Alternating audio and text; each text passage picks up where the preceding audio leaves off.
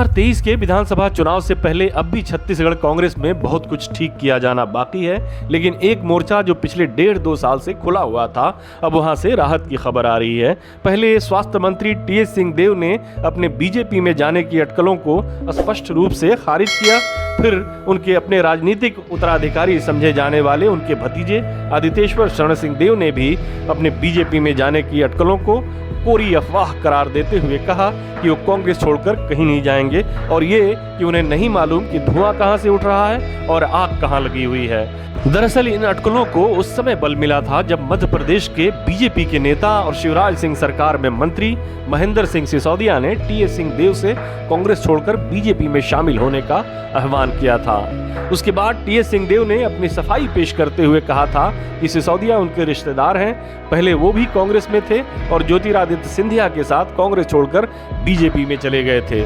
सिंहदेव ने अपनी सफाई में अपना दर्द जाहिर करते हुए कहा था कि उनका परिवार हमेशा कांग्रेस के साथ रहा है, कांग्रेस की विचारधारा उनको पसंद है, वो बीजेपी में कभी नहीं जाएंगे। हाँ, उनके परिवार के लोग यदि बीजेपी में जाते हैं तो उन्हें कोई आपत्ति नहीं होगी।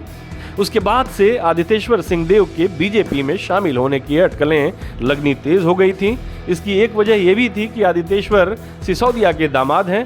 उसी समय एक स्थानीय न्यूज पोर्टल ने एक खबर चलाई कि बीजेपी के छत्तीसगढ़ प्रभारी ओम माथुर ने अपने सरगुजा दौरे के दौरान बंद कमरे में आदितेश्वर शरण सिंहदेव से मुलाकात की। हालांकि उस समय किसी भी पक्ष ने न तो उस मुलाकात की पुष्टि की और न ही उसे रद्द किया। अब आदितेश्वर शरण सिंहदेव का बयान आया है कि उन्हें नहीं मालूम कि आग कहां लगी हुई है और धुआं कहां से उठ रहा है, लेकिन टीएस सिंहदेव का अपने परिवार के सदस्यों को लेकर बयान और महेंद्र सिंह सिसोदिया की अपील ने स्थानीय मीडिया को अटकलें लगाने का पूरा मौका दे दिया।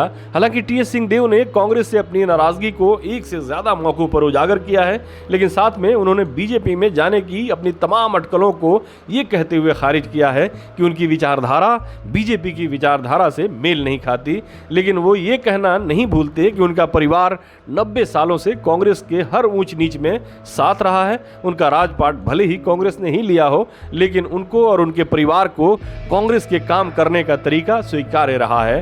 कांग्रेस ने भी उनका ख्याल रखा है, लेकिन अब वैसी बात नहीं रही। लेकिन इसके बावजूद वो व्यक्तिगत रूप से इस बात पर कायम है कि वो भाजपा में कभी सम्मिलित नहीं हो सकते।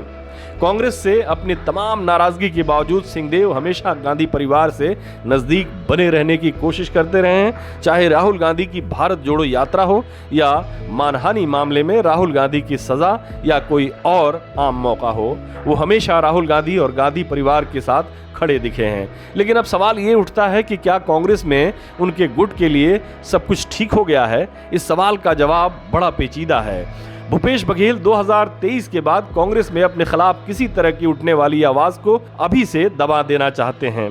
पिछले 4 वर्षों में बघेल और उनके समर्थकों ने विरोधी खेमे को अपना शक्ति प्रदर्शन करने का कोई मौका नहीं दिया। उस दौरान कई मौके ऐसे आए जहां बात हाथापाई तक पहुंच गई। पिछले कुछ दिनों से प्रदेश कांग्रेस अध्यक्ष मोहन मरकाम उनको खटक रहे थे। पिछले महीने में ही उन्होंने कहा था कि प्रदेश कांग्रेस इकाई में बदलाव होंगे, लेकिन सिंहदेव और खुद मरकाम के तेवरों को देखते हुए कांग्रेस की प्रदेश प्रभारी कुमारी शैलजा को कहना पड़ा कि बदलाव की बात एक शिगुफा है। लेकिन एक बार फिर प्रदेश इकाई में बदलाव की चर्चा है और ऐसी खबरें हैं कि बस्तर से पार्टी के सांसद दीपक बैज को मरकाम की जगह अध्यक्ष बनाया जाएगा। अभी तक मोहन मरकाम ने इस बदलाव की चर्चा को हल्के में नहीं लिया है। वास्तविक बदलाव के बाद उनका क्या रुख होता है, ये देखना भी दिलचस्प होगा। इधर सिंहदेव पर बीजेपी और आम आदमी पार्टी दोनों की नजरें थीं।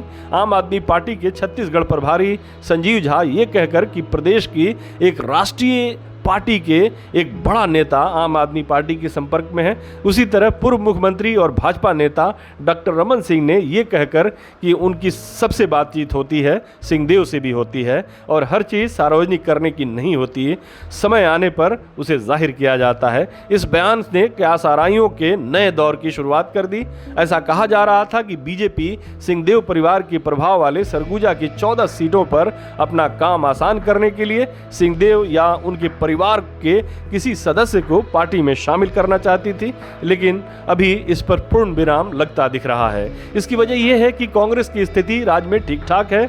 अब तक जितने भी उपचुनाव हुए हैं उन सब में पार्टी ने जीत का परचम बुलंद किया है। हालांकि आम आदमी पार्टी में शामिल होने की बात को सिंहदेव ने अपने इंटरव्यू में हंसकर टाल दिया था, लेकिन शुरुआती शक्ति प्रदर्शन के बाद ऐसा नहीं लगता है कि आम आदमी पार्टी यहां कोई बड़ा उलटफेर करने की स्थिति में है। ऐसे में सिंहदेव खेमे की ये कोशिश होगी कि अपने समर्थकों को ज़्यादा से ज़्यादा टिकट दिलवाया जाए और चुनाव के नतीजों के बाद आगे की रणनीति तैयार की जाए। हमारे साथ जुड़ने के लिए आपका शुक्रिया। हमारा वीडियो पसंद आए तो इसे लाइक करें, हमारे चैनल को सब्सक्राइब करें और कमेंट बॉक्स में जाकर अपनी राय ज़रूर दें।